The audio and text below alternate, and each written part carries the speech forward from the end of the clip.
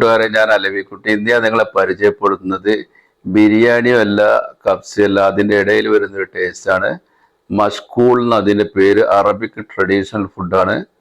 അപ്പോൾ എല്ലാ അറബിക് കൺട്രിയിലും ഉള്ളൊരു ഐറ്റംസ് ആണിത്.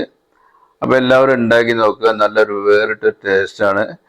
മഷ്കൂള് നല്ല സൂപ്പർ ഐറ്റംസ് ആണ്. അപ്പോൾ ഒരുപാട് ഇൻഗ്രീഡിയൻസ് ഒന്നും വേണ്ട. ഇതിന് കുറഞ്ഞ ഒരു ലെവലിലുള്ള ഒരു ഐറ്റംസ് മാത്രം മതി. നമ്മളിവിടെ ചിക്കൻ വെച്ചിട്ടാണ് ചെയ്യുന്നത്. നിങ്ങൾക്ക് മട്ടനോ അതുപോലെ തന്നെ ബീഫൊക്കെ വെച്ച് ചെയ്യാവുന്നതാണ്.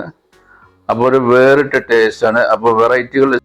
അപ്പോൾ ഇത് ആദ്യം ചെയ്യേണ്ടത് ചിക്കനും വലുതായി കട്ട് ചെയ്തതിന് ശേഷം വെള്ളം ഒഴിച്ച് തിളപ്പിച്ചിട്ട് അതിൻ്റെ മുകളിലുള്ള കച്ചറകളൊക്കെ എടുത്ത് മാറ്റിയതിന് ശേഷം ഇതിലേക്ക് 2 ഏലക്കായ്, പിന്നെ 2-3 ഗ്രാമ്പൂ, പട്ട, 2 ടീസ്പൂണ് ഉപ്പ്, അതുപോലെ തന്നെ ഒരു ഉള്ളി കട്ട് ചെയ്തത്, ഒരു തക്കാളി കട്ട് ചെയ്തത്, അതുപോലെ തന്നെ 1 ടീസ്പൂൺ മഞ്ഞൾപ്പൊടി എല്ലാം ചേർത്ത് നന്നായി ഒന്ന് തിളപ്പിച്ചെടുക്കാനുണ്ട്.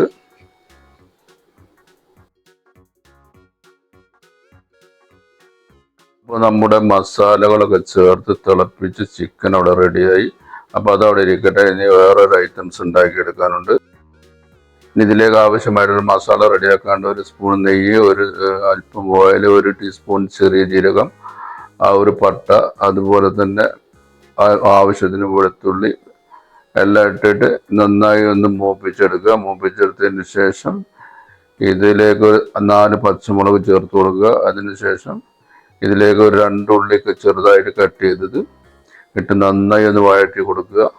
ഒരു ഗോൾഡൻ കളർ ആവുന്നത് വരെ, അത്രയ്ക്ക് ഗോൾഡൻ കളർ വേണ്ട എങ്കിലും ഗോൾഡൻ കളർ ആവുന്നത് വരെ നന്നായി ഒന്ന് വഴറ്റിയെടുക്കുക. വഴറ്റിയെടുത്തതിന് ശേഷം അതിലേക്ക് ഒരു തക്കാളി ഇട്ട് ചെറുതായിട്ട് കട്ട് ചെയ്തിട്ട് കൊടുക്കുക. തക്കാളി വാടണമെന്നില്ല.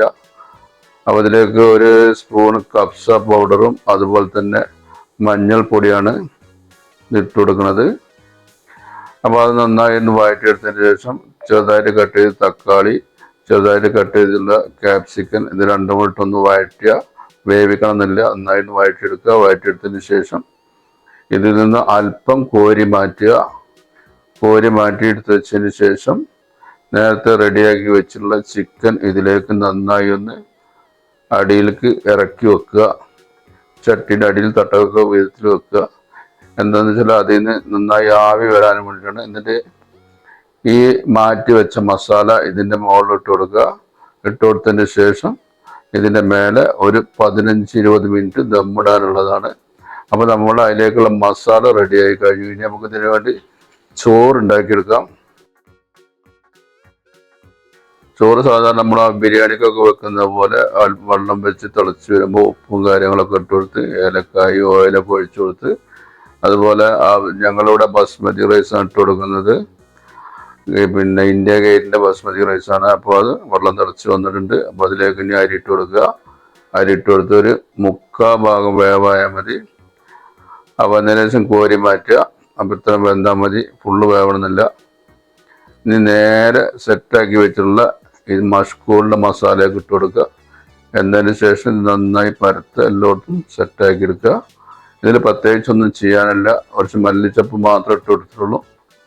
അതുപോലെ തന്നെ മേലെ നെയ്യ് ഇട്ട് കൊടുക്കുക. ഒരു 15-20 മിനിറ്റ് ഒന്ന് ആവി കയറാൻ വേണ്ടി വെക്കുക. ബിരിയാണി ദമ്മിടണമാതിരി ദമ്മിടണമെന്നില്ല. അപ്പോൾ എന്തായാലും ഒരു വെയിറ്റ് വെച്ചെടുക്കുക കലാസ്. അപ്പോൾ നമ്മളുടെ ഇതിവിടെ റെഡി ആയി കഴിഞ്ഞു. അപ്പം ഇനി മേലത്തെ ഈ ചോറാണ് കോരി മാറ്റുക. കോരി മാറ്റിയതിന് ശേഷം അടിയിലെ മസാല ഉള്ള ചോറ് ഇങ്ങോട്ട് വേറെ പാത്രത്തേക്ക് മാറ്റുക. അപ്പം വിളമ്പുമ്പോൾ മസാലച്ചോറും വെള്ളച്ചോറും കൂടെ മിക്സ് ആയിട്ടാണ് ഇത് വിളമ്പുക. അപ്പോൾ നമ്മളുടെ ട്രഡീഷണൽ മഷ്കൂള്, അറേബ്യൻ സ്റ്റൈലിലുള്ള മഷ്കൂൾ ഇവിടെ റെഡി ആയി കഴിഞ്ഞു. അപ്പോൾ ചിക്കൻ്റെ ആവിയൊക്കെ കണ്ട് കയറിയിട്ട് നല്ല സൂപ്പർ ടേസ്റ്റ് ഉണ്ടാകും.